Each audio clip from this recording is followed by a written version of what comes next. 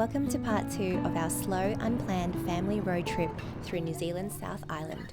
With no set plans and 2 kids under 5, we've been taking each day as it comes. This chapter brought moments that tested our patience, but also reminded us to surrender, stay present, and embrace whatever happens.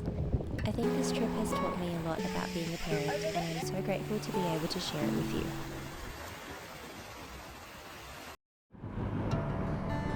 On this day, we decided to do a day trip to Queenstown.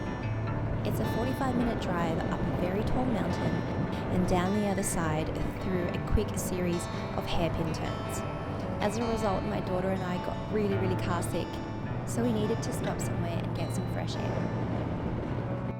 We stopped at Mt Rosa Winery, which is a place my husband and I loved going to before kids. But we were really surprised to see that it actually changed locations. There was a bigger lawn, stunning mountain views, and a cozy new restaurant. We planned to just grab a bottle and leave, but ended up doing a spontaneous wine tasting instead. While the kids ran wild playing lawn games, we soaked it all in, feeling surprisingly relaxed. The visit to this winery became one of the trip's best memories, and it's something that I'll always remember. It felt special that we could bring our kids to a place that we once enjoyed, and it just goes to show that spontaneous trips can turn into beautiful memories.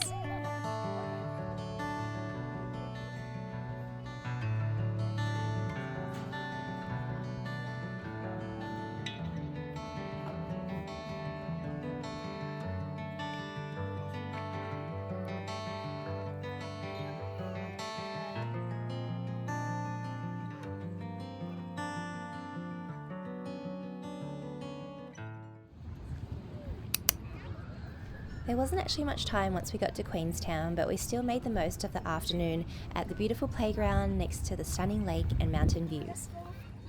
Looking back, I didn't really capture much for the rest of our day because I was just really having a great time, enjoying and cherishing the moment.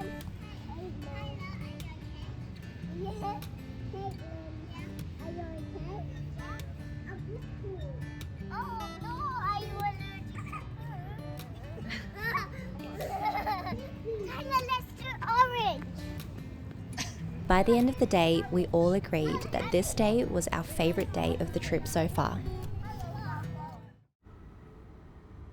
This day was a bit of a struggle for us and didn't go quite as well as yesterday's perfect day.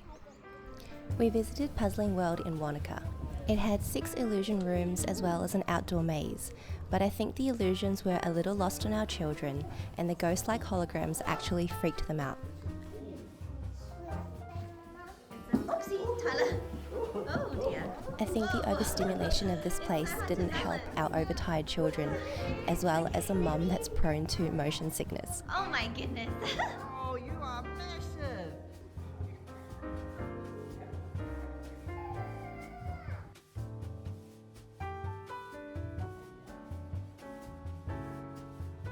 The outdoor maze was fun to begin with, but it soon got old for the kids to run around in the biting wind, and after only finding 3 out of the 4 towers, we decided to cut our losses and leave.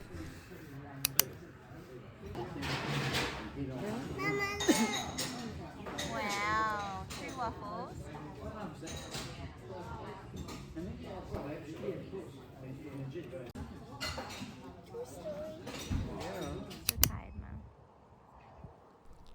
A quiet visit to the Lavender farm helped us to reset and quiet our overstimulated children. The cute farm animals, the soft lavender scents, and also delicious honey gave us a relaxed afternoon that we all needed.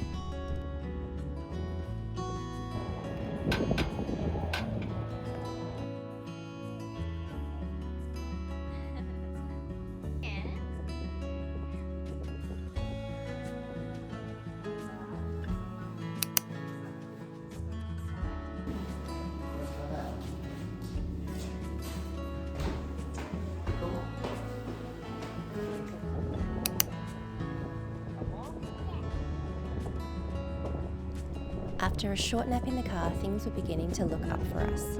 We braved the wind and visited the playground by the lake. It made me realize that we don't need to go to fancy places. It's the simple moments and being with the people we love most. Those are what really matter.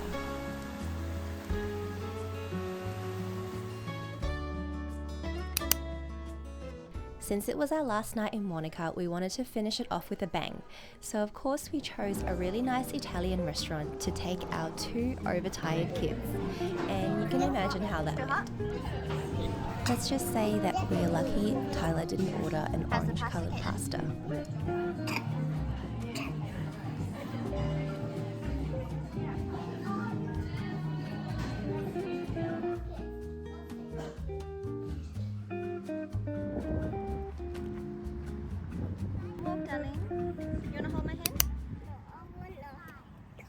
You want a cuddle? Okay. You come here and give me a cuddle. Going on one last walk before we left was probably a little ambitious. It was an elevated walk and quite windy, so the kids wanted to turn back. This trip has taught us that things don't always go as you intend, and that's okay. It's taught us to let go and just keep going with the flow. It was time to say our goodbyes to Wanaka, but I know that we will be back again.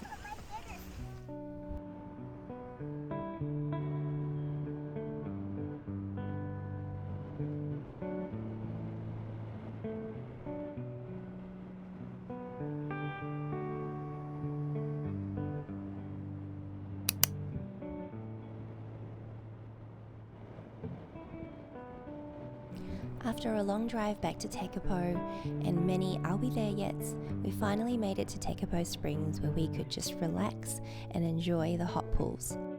Swimming with Mama in the water.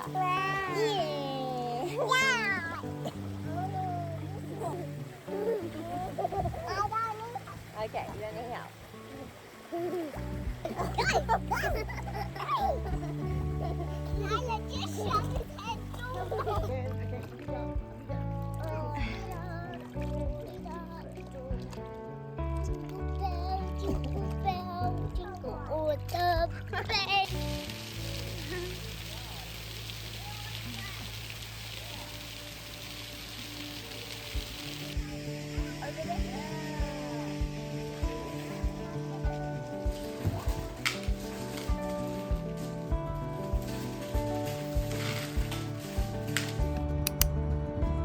Before we head home, there's one last thing to do. It's become a little tradition for us to visit this bookshop every time we come to Tekapo and take home one book for the kids. It's been a while as it's had a facelift, and there is a really great kids area at the top with so many books to choose from, and we went home with more than one book. After 7 days on the road, I'm really impressed with how the kids handled the trip despite the overtiredness and occasional tantrum.